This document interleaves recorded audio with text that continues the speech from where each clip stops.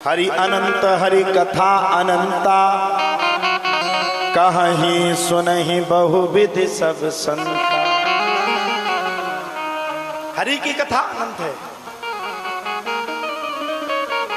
हर किसी के बस की इस कथा को ना तो सुनना है और ना सुनाना है।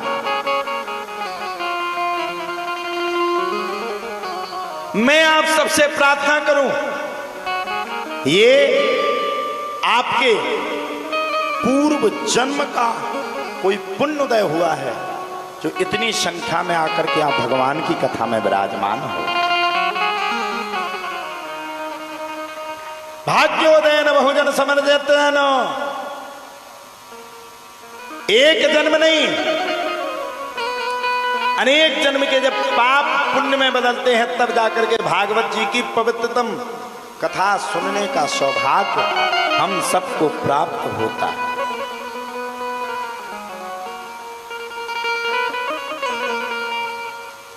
कल मैंने आप सभी को कथा के मध्य में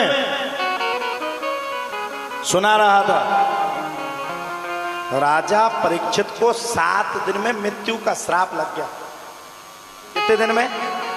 कितने दिन में लगा? अच्छा बताओ, तुम लोगों को अगर पता चल जाए कि आज से 7वें दिन हमें मरना है, क्या करोगे? सच्ची बात तो यह है कि 3 दिन रिश्तेदारी में घूमने में निकाल दोगे, 2 दिन मायके में निकाल दोगे और 2 दिन फोटो को एडिटिंग करने में निकाल दोगे। सफेद कलर की माला अच्छी लग रही कि नहीं तो दूसरी लगवाएं, हैं?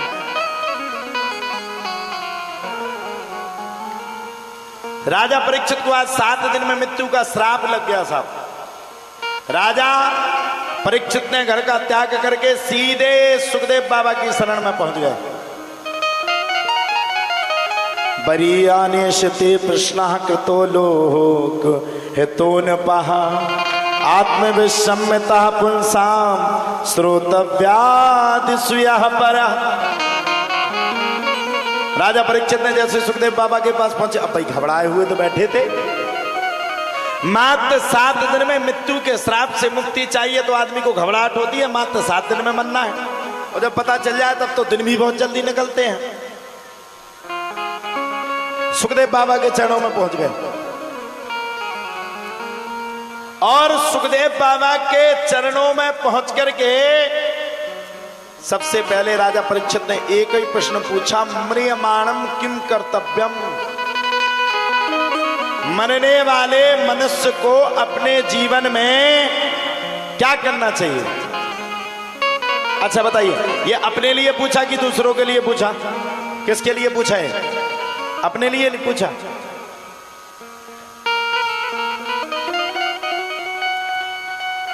अगर अपने लिए पूछा होता तो राजा परीक्षित ये भी कह सकते थे कि मुझे 7 दिन में मरना है, मेरे लिए मुक्ति का मार्ग क्या है।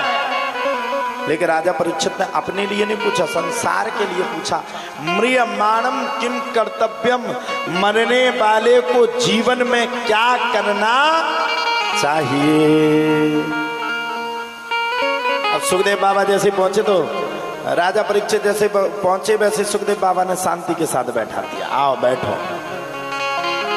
शांति पकड़ो, घबरा क्यों रहे हो? अरे बोले महाराज तुम्हें पड़ी अपनी और हमें पड़ी अपनी। हमें पड़ी कि 7 दिन में मुक्ति बन जाए, तुम अपनी अपनी बातें दिए फिर रहे हो। राजा परीक्षित के इस भाष्य को सुनकर के सुखदेव बाबा ने कहा,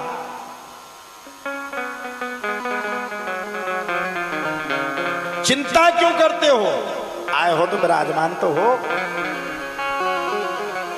तुम्हारे 7 दिन का कोई ना कोई उपाय निकल जाएगा और तुम्हें मुक्ति मिल जाएगी। जब इतने वचनों को सुना तब तो राजा परीक्षित ने हाथ जोड़ करके भगवान के सामने निश्चिंत होकर के प्रार्थना शुरू कर दी। प्रभु कुछ ना कुछ तो कृपा करो और अंतर्जामी, ऐसी कृपा करो कि मुझे इस जन्म मरण की जीवनी से मुक्ति मिल जाए। अब तो सुखदेव बाबा राजा परीक्षित के सामने बैठ करके राजा परीक्षित को सुनाने लगे। तस्मात् भारत सर्वात्मा भगवानीश्वरो हरि श्रोतव्यः कीर्तितव्यश्च स्मर्तव्यश्चेक्षिता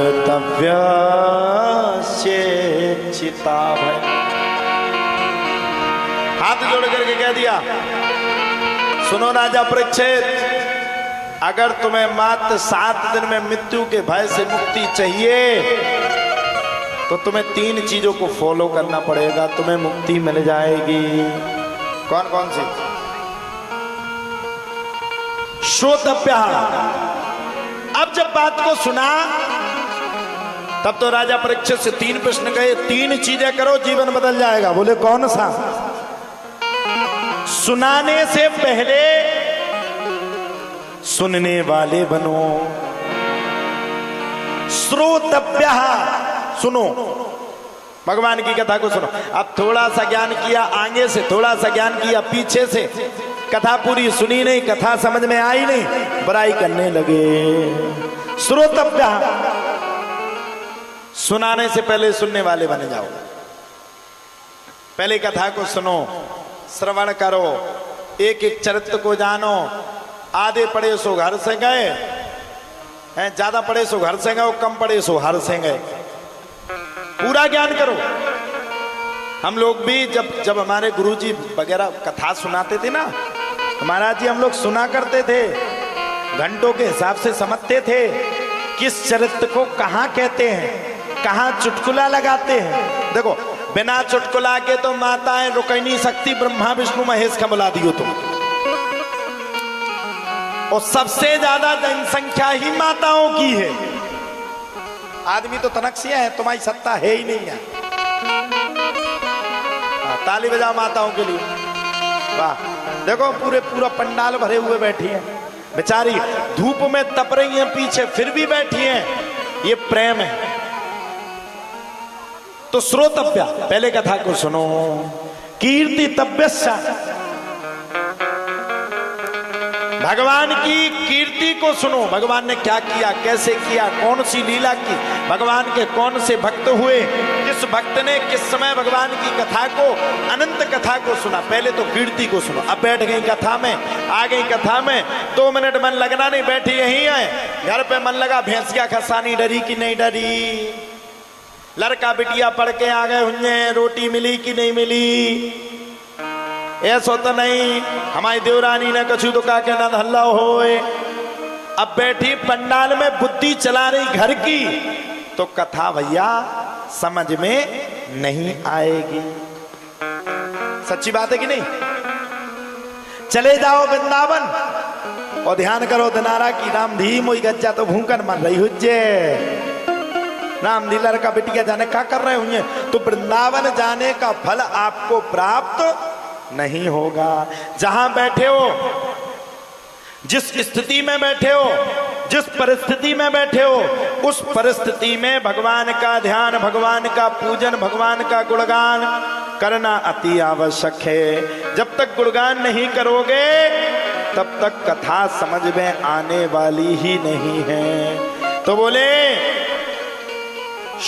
श्रोतव्य कीर्तितव्यश्च, और फिर क्या करो, फिर भैया स्मरण करो, भगवान का ध्यान करो, ऐसा ध्यान करो, ध्यान करो। अब रात पहले का समय था, स्मर्तव्य पहले का नियम था। माताएं जब सोती थी तो रात्रि के समय में जब वो लेटती थी तो उन्हें पूरे दिन की गलतियां याद आ जाती थी। आती थी ना, जब लेट जाते हो तो रात्रि के समय में गलती याद आ जाती, आज हमने ये गलती करी, आज हमने ये गलती करी, आज हमने ये गलती करी।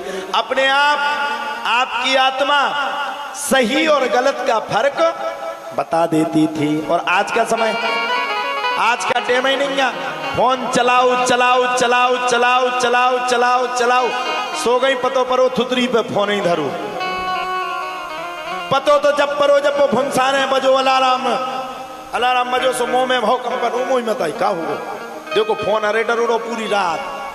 हाँ, तो स्मरण करो, भगवान की कथा को सुनो, और जब भगवान से जुड़ने के लिए प्रयास करो तो मेरे प्रियजनों, यह प्रयास करो कि आज मैं भगवान से जुड़ने के लिए जा रहा हूं, मेरा सहारा कोई नहीं है, मेरा सहारा तो सिर्फ मेरा श्याम है, मेरा श्याम।